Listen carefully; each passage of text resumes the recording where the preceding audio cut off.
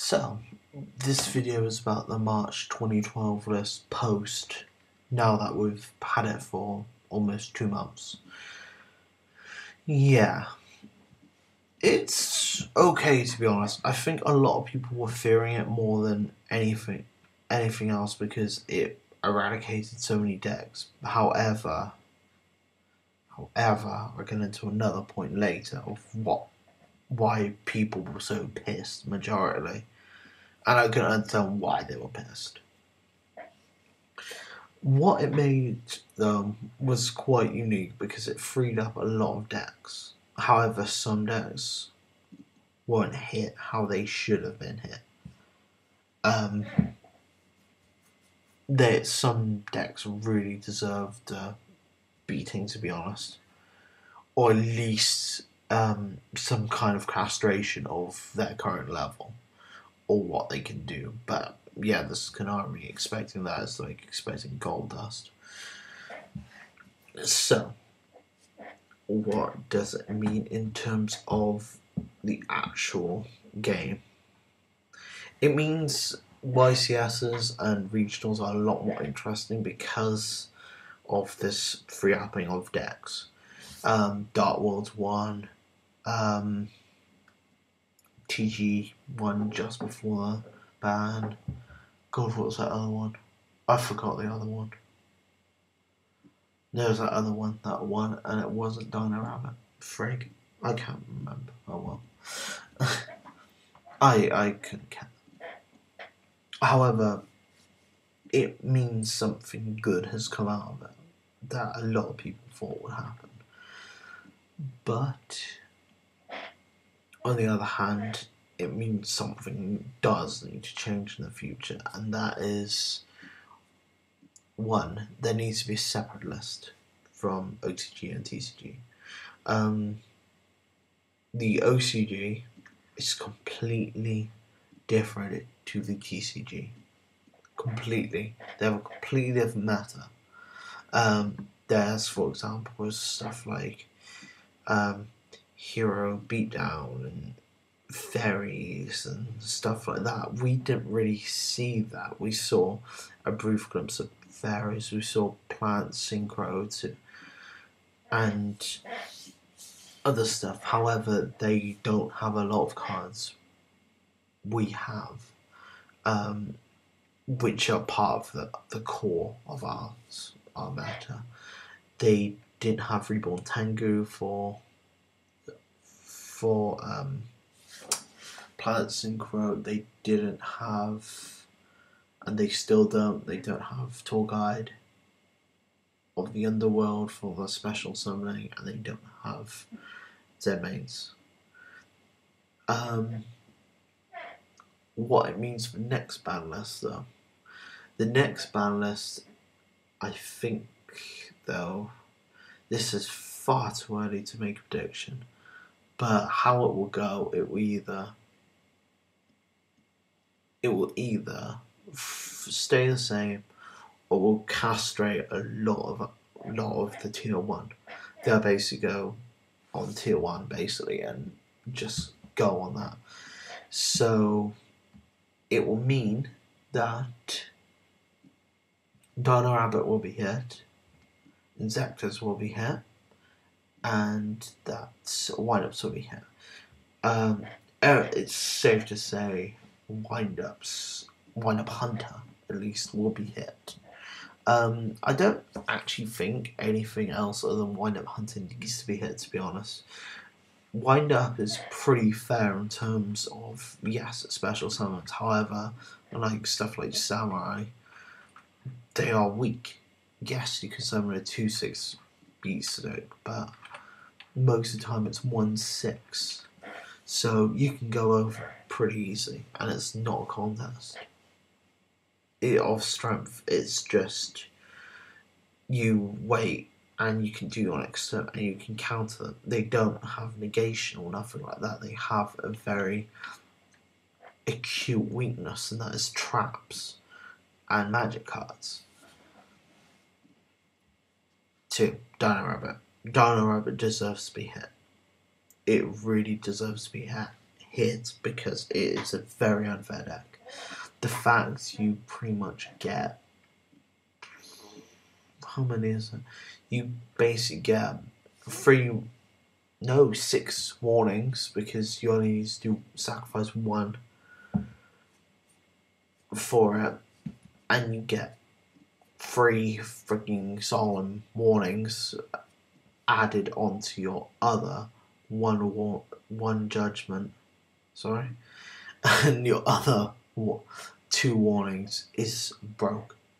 You shouldn't have effects that are exactly the same as effects that are currently in play and that are highly restricted, and with no cost as well. That is stupid. And finally, Insectors. Insectors, yes, they have a very big weakness, and that is traps, like Shadow and Prison Mirror. However, their effects are too exploitable.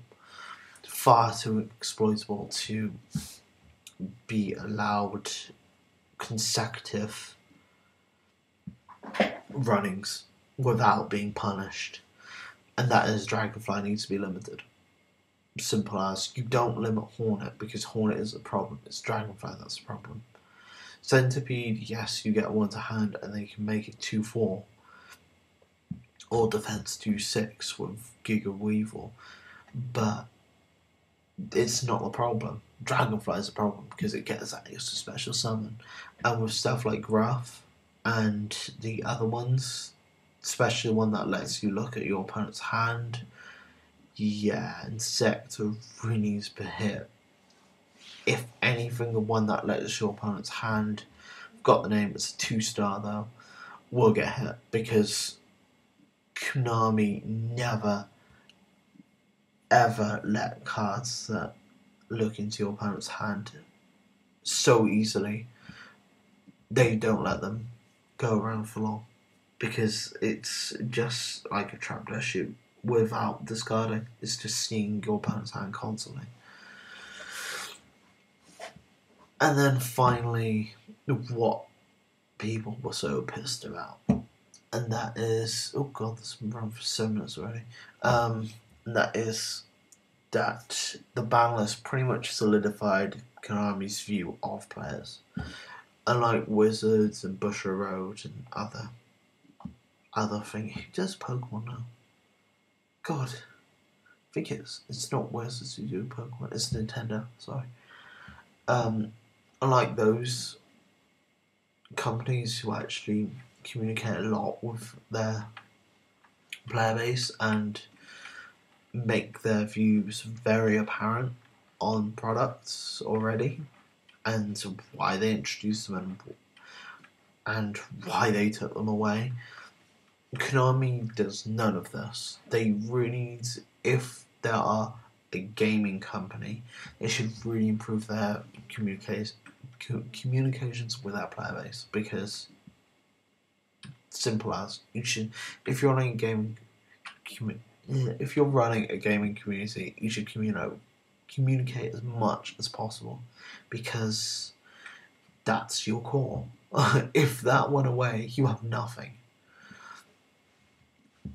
However, a very interesting point.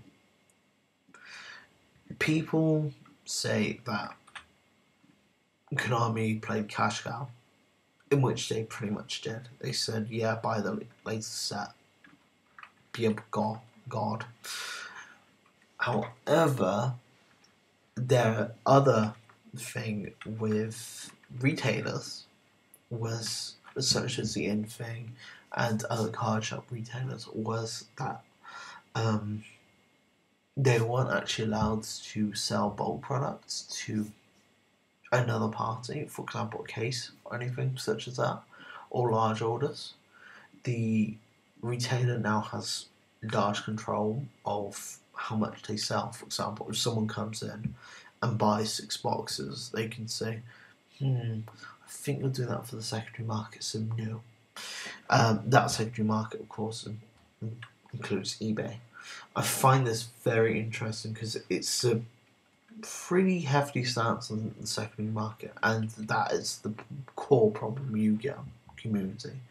Is the secondary market. It's huge, and people try to exploit it as much as possible. I don't agree with it. It's a children's card game. Prices should stay low.